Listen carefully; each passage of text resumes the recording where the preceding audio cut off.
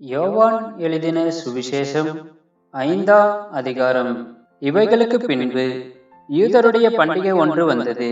அப்பொழுது இயேசு எருசலேமுக்கு போனார். எபிரேய பாஷையிலே பெதஸ்தா எனப்பட்ட ஒரு குளம் எருசலேமில் ஆட்டு வாசலின் அருகே இருக்கிறது. அதற்கு 5 மண்டபங்கள் உண்டு. அவைகளிலே குருடர், சப்பானிகள், சூம்பின உறுப்புடையவர்கள் முதலான வியாதிக்காரர் அநேகர் படித்திருந்து தண்ணீர் எப்பொழுது கலங்கும் என்று காத்து கொண்டிருப்பார்கள். ஏனெனில் சில சமயங்களிலே தேவதூதன் ஒருவன் அந்த குளத்தில் இறங்கி தண்ணீரை கலக்குவான். தண்ணீர் கலங்கின பின்பு யார் முந்தி அதில் இறங்குவானோ அவன் எப்பேற்பட்ட வியாதியஸ்தனாய் இருந்தாலும் சொஸ்தமாவான். 38 வருஷம் வியாதி கொண்டிருந்த ஒரு மனுஷன் அங்கே இருந்தான்.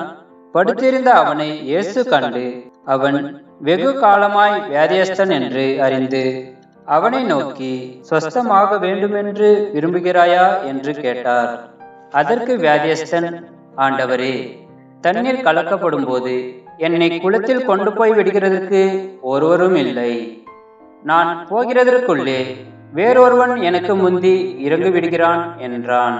இயேசு அவனை நோக்கி, எழுந்திரு, உன் படுக்கையை எடுத்துக்கொண்டு நட என்றார். உடனே அந்த மனுஷன் சொஸ்தமாகி தன் படுக்கையை எடுத்துக்கொண்டு நடந்து போனான். அந்த நாள் ஓய்வு நாளாய் இருந்தது. ஆதலால் யூதர்கள் குணமாக்கப்பட்டவனை நோக்கி, இது ஓய்வு நாளாய் இருக்கிறதே, படுக்கையை எடுத்துக்கொண்டு போகிறது உனக்கு நியாயமல்ல என்றார்கள். அவன் அவர்களுக்கு பிரதியுத்தரமாக, என்னை சொஸ்தமாக்கினவர் உன் படுக்கையை எடுத்துக்கொண்டு நடவென்று எனக்கு சொன்னார் என்றான். அதற்கு அவர்கள், உன் படுக்கையை எடுத்துக்கொண்டு நடவென்று உன்னுடனே சொன்ன மனுஷன் யார் என்று அவனிடத்தில் கேட்டார்கள். சொஸ்தமாக்கப்பட்டவன் அவர் இன்னார் என்று அறியவில்லை. அவ்விடத்தில் ஜனங்கள் கூட்டமாயிருந்தபடினால் இயேசு விலகியிருந்தார்.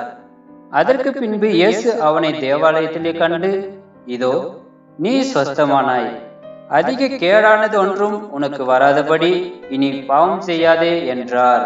அந்த மனுஷன் போய் தன்னை சொஸ்தமாக்கினவர் இயேசு என்று யூதர்களுக்கு அறிவித்தான். இயேசு இவைகளை ஓய்வு நாளில் செய்தபடியால் யூதர்கள் அவரை துன்பப்படுத்தி அவரை கொலை செய்ய வகை தேடினார்கள்.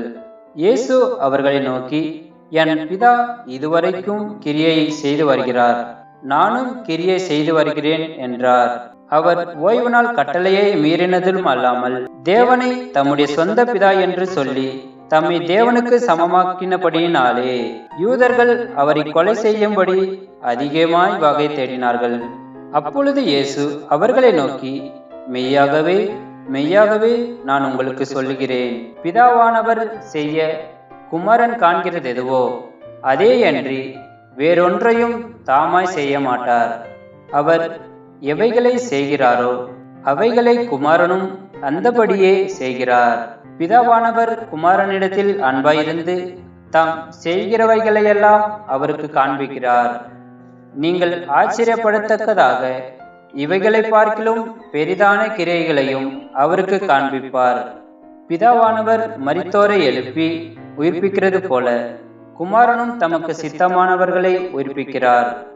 அன்றியும் பிதாவை கனம் பண்ணுகிறது போல எல்லாரும் குமாரனையும் கனம் பண்ணும்படிக்கு பிதாவானவர் தாமே ஒருவருக்கும் நியாயத்தீர்ப்பு செய்யாமல் நியாயத்தீர்ப்பு செய்யும் அதிகாரம் முழுவதையும் குமாரனுக்கு ஒப்பு கொடுத்திருக்கிறார். குமாரனை கனம் பண்ணாதவன் அவரை அனுப்பின பிதாவையும் கனம் பண்ணாதவனாய் இருக்கிறான். என் வசனத்தை கேட்டு என்னை அனுப்பினவரை விசுவாசிக்கிறவனுக்கு நித்திய ஜீவன் உண்டு. அவன் ஆக்கினி தீர்ப்புக்குட்படாமல் மரணத்தை விட்டு நீங்கி ஜீவனுக்குட்பட்டு இருக்கிறான் என்று மெய்யாகவே மெய்யாகவே உங்களுக்கு சொல்லுகிறேன். மரித்தோர் தேவகுமாரனுடைய சத்தத்தை கேட்கும் காலம் வரும், அது இப்பொழுதே வந்திருக்கிறது. அதை கேட்கிறவர்கள் பிழைப்பார்கள் என்று மெய்யாகவே மெய்யாகவே உங்களுக்கு சொல்லுகிறேன். ஏனெனில் பிதாவானவர் தம்மில் தாமே ஜீவனுடையவராய் இருக்கிறது போல குமாரனும் தம்மில் தாமே ஜீவனுடையவராய் இருக்கும்படி அருள் செய்திருக்கிறார். அவர் மனுஷகுமாரனாய் இருக்கிறபடியால் நியாயத்தீர்ப்பு செய்யும்படிக்கு அதிகாரத்தையும் அவருக்கு கொடுத்திருக்கிறார். இதை குறித்து நீங்கள் ஆச்சரியப்பட வேண்டாம். ஏனென்றால் பிரேத குழிகளிலுள்ள அனைவரும் அவருடைய சத்தத்தை கேட்கும் காலம் வரும். அப்பொழுது நன்மை செய்தவர்கள் ஜீவனை அடையும்படி எழுந்திருக்கிறவர்களாகவும், தீமை செய்தவர்கள் ஆக்கினையை அடையும்படி எழுந்திருக்கிறவர்களாகவும் புறப்படுவார்கள். நான் என் சுயமாய் ஒன்றும் செய்கிறதில்லை, நான் கேட்கிறபடியே நியாயம் தீர்க்கிறேன்.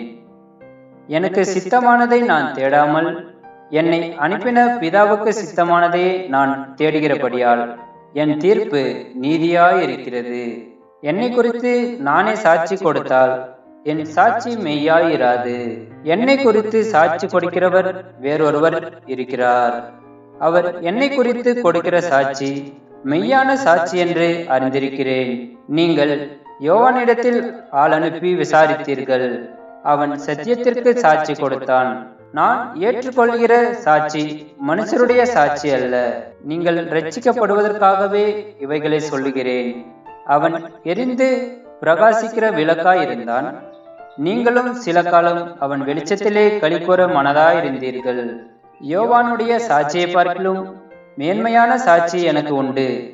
அது என்னவெனில், நான் நிறைவேற்றும்படிக்கு பிதாவானவர் எனக்கு கற்பித்ததும் நான் செய்து வருகிறதுமான கிரியைகளே பிதா என்னை அனுப்பினார் என்று என்னை குறித்து சாட்சி கொடுக்கிறது. என்னை அனுப்பின பிதா தாமே என்னை குறித்து சாட்சி கொடுத்திருக்கிறார். நீங்கள் ஒரு காலம் அவர் சத்தத்தை கேட்டதும் இல்லை, அவர் ரூபத்தை கண்டதும் இல்லை.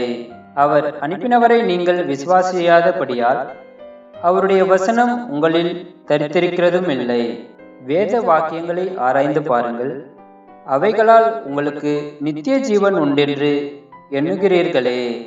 என்னை குறித்து சாட்சி கொடுக்கிறவைகளும் அவைகளே. அப்படி இருந்தும் உங்களுக்கு ஜீவன் உண்டாகும்படி என்னிடத்தில் வர உங்களுக்கு மனதில்லை. நான் மனுஷரால் மகிமையை ஏற்றுக்கொள்கிறதில்லை. உங்களில் தேவ அன்பு இல்லை என்று உங்களை அறிந்திருக்கிறேன். நான் என் பிதாவின் நாமத்தினாலே வந்திருந்தும் நீங்கள் என்னை ஏற்றுக்கொள்ளவில்லை. வேறொருவன் தன் சுய நாமத்தினாலே வந்தால் அவனை ஏற்றுக்கொள்வீர்கள். தேவனாலே மாத்திரம் வருகிற மகிமையை தேடாமல் ஒருவரால் ஒருவர் மகிமையை ஏற்றுக்கொள்ளுகிற நீங்கள் எப்படி விசுவாசிப்பீர்கள்? பிதாவினிடத்தில் நான் உங்கள் மேல் குற்றஞ்சாட்டுவேன் என்று நினையாதிருங்கள். நீங்கள் நம்புகிற மோசேயே உங்கள் மேல் குற்றஞ்சாட்டுவான்.